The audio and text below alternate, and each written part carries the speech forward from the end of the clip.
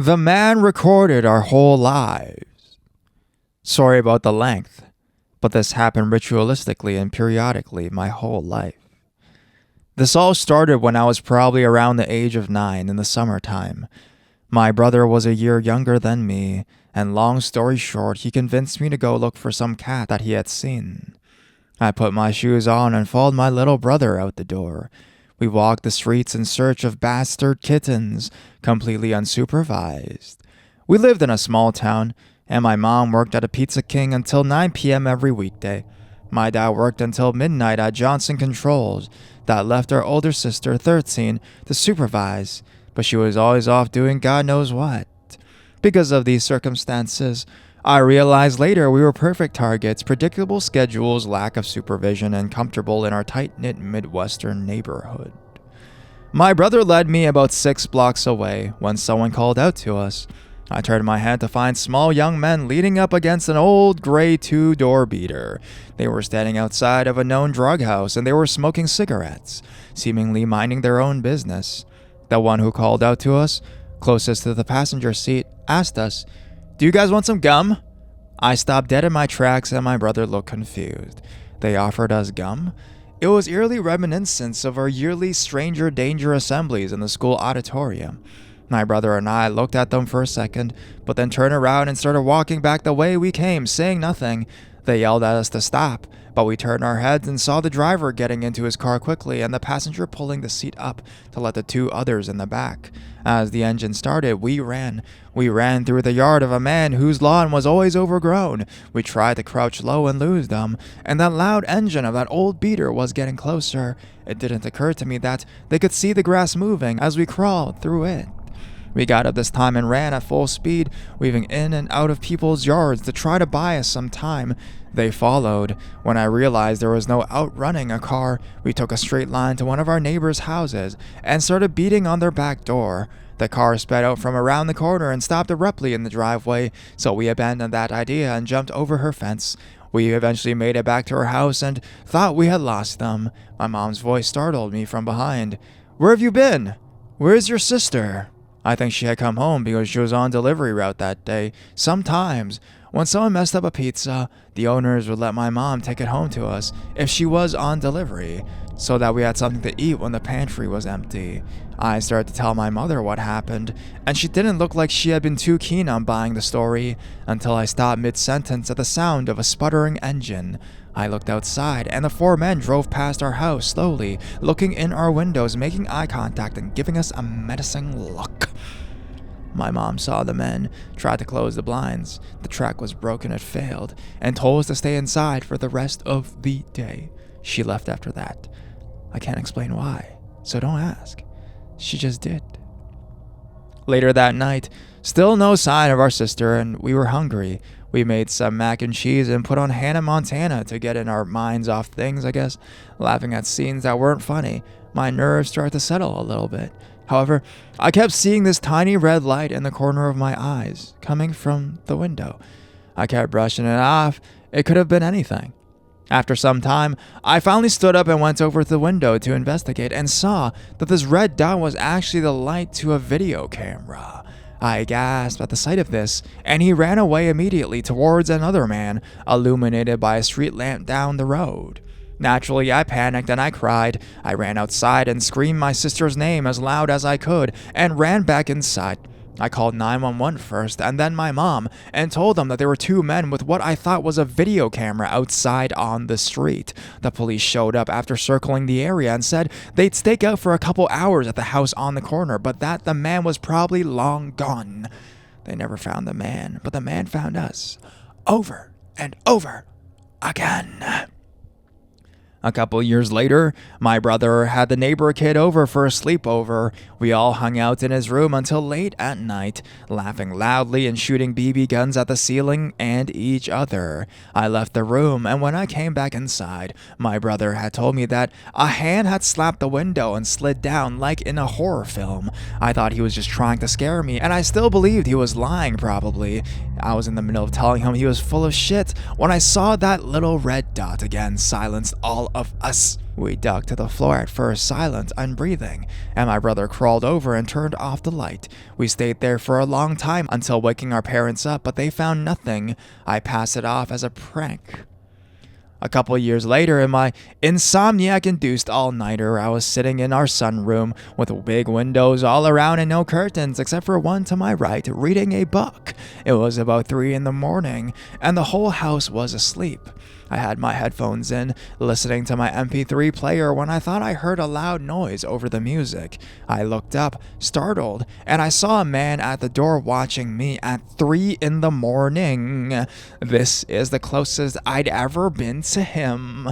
I froze and stared at him. He was about 6 feet tall, and his hair was long and wavy over his eyebrows. It kind of looked like bangs or comb over without enough gel. He was wearing a white hoodie and long blue pants that neatly covered his shoes. He looked like an aged version of the guy who offered us a piece of gum years before, and he had a blue digital camera in his hand down to his side. He walked away casually, without fear, without haste, maintaining eye contact with me, and I found him with my eyes past the window, and behind the only window that was concealed with blinds out of my line of sight. I ran inside, and I told no one. I passed it off as a sleep-deprived hallucination for months, denying the nightmares and the cold chills, before I finally came to the realization that this was the man I had seen years before, and I remembered something. The door's lock was broken. Those weren't the only times we caught someone outside our windows. It happened for years and years, and it became an odd fact of life. But he seems to be less interested the older I grew. It's strange, because he always purposefully reveals his presence instead of trying to stay discreet, and he even showed his face to me that one night. It makes me wonder what kind of pictures and videos he's captured, and how long he would watch before making himself known to us again. I used to convince myself that these were several unrelated instances, because it scared me more to think that one person had the capacity to invest that much time into us. It seemed like an odd revenge for outrunning him years ago.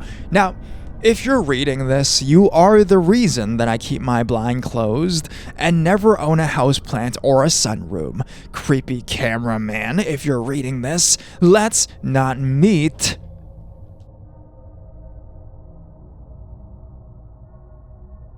I posted about my stalker on Reddit, and he found it. Quick backstory. I've had a stalker for about 4 years. He was never aggressive or sent me proper threats, so stubborn as I am, I did my best to ignore him and not give him the satisfaction of showing him any fear. To be honest, after a while, I wasn't scared anymore, since he almost never came close to me. I know I was being stalked, and that can affect people severely, even in a case like mine, and that's totally valid, but I guess I just got lucky and was never really psychologically damaged. His stalking behavior mostly just consisted of sending me letters and gifts, such as photos of my own apartment building from the outside, things he dug out of my trash can, and so on and so forth. I called the police many times before, but they weren't able to, or really tried to be honest, catch or identify him. About 3 weeks ago, I discovered the German version of Reddit Let's Not Meet, and I thought that people might want to know about what it's like to have a stalker, since I barely use any social media aside from Reddit and have no personally identifying information here, and I didn't think he'd ever see it. One person even asked, "Does he know you're putting him on blast on Reddit?" And I answered, maybe. Maybe it would make him angry. Maybe he'd be turned on to it. I don't know, and I don't care. Well, I know the real answer now. He did see it, and he did not like it. Now, like I said, he was never aggressive and never came close to me. The closest I know of was that he sent me a picture of myself unlocking my apartment door, taking from the corner of the steps above. But I consider myself a pretty vigilant person, and I'm thinking that he might have hid a camera there instead of him being there to take the photo himself. I think I would have noticed him if he did.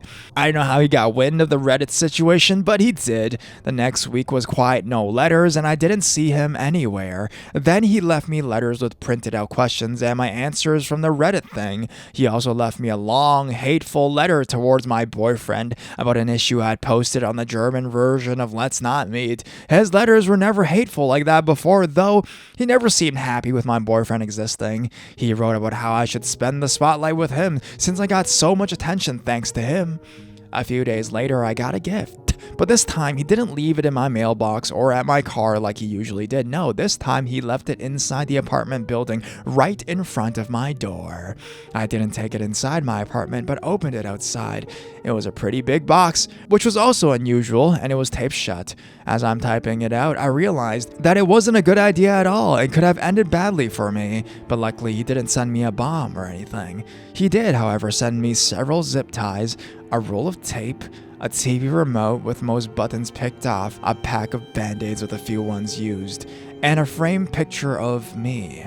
I could tell the picture was taken a few days ago, and my boyfriend was right next to me, but cut off of the photo. The frame was shattered, and the package was full of glass shards, clearly more than what just could have fallen out the frame, and they were also intentionally put inside the crumpled newspaper that was stuffed in there to keep it all in place. I called the police right away and gave it to them. They were more concerned this time, finally, thanks, and told me they'd send patrol cars out more frequently. He didn't show up or leave me any letters and gifts for about another week and a half, but 8 days ago it started again. I found letters in my mailbox where he wrote about how he wasted his time on me, how I haven't been appreciating his efforts, how he was wrong about me being special. 5 days ago, I left my apartment in the morning and heard a crunch sound as I stepped on my doormat. He put broken glass under it in the night. I went off to work because I was in a hurry and was just going to make my boyfriend call the police, but then I found my car had also been vandalized. The sides were scratched, lights smashed, and the windshield had a phrase painted on, "It's time soon, miss my last name." I went back inside, called the cops today. They found the same phrase on a note under the doormat. This time, they really took me seriously, which might have been because I was just pissed at this point, which I made very clear. If, for some reason, you're like me and just too stubborn to be afraid of a stalker like mine, then all of this, the letters, gifts, photos, even the damn glass under my doormat, are really just annoying and inconvenient. But my car was useless to me now, and the threat scared even me. I did, however, have a dash cam in my car, and it caught everything, man. The police took the footage as evidence, even though the dash cam footage wasn't of high quality, and I'd given them photos of him that were just as good before, but they said it's not enough, and they told me they'll look into it further, and promised to send more patrol cars again. Then it was quiet for 2 days. Until 2 days ago. Someone rang the doorbell at just 4 a.m. in the morning. My boyfriend and I got up. We were both hesitant, but I saw blue lights outside, and just as I got up, I heard them shouting, "This is the police! Please open up the door!"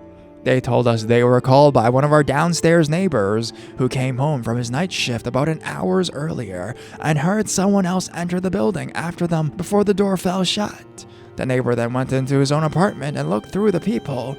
We have motion-activated lights in the stairway, so we waited to see if they turned back on. They did. Then he saw a middle-aged man walk upstairs.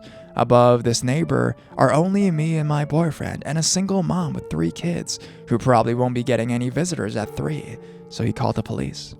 They came and found my stalker 1/2 floor above me on the stairs. He should have been able to see the cop cars since there's a little window up there and they had their lights on, but he either missed them or he wanted to get caught. They found a pocket knife on him, and he confessed to being my stalker right away. He's finally caught.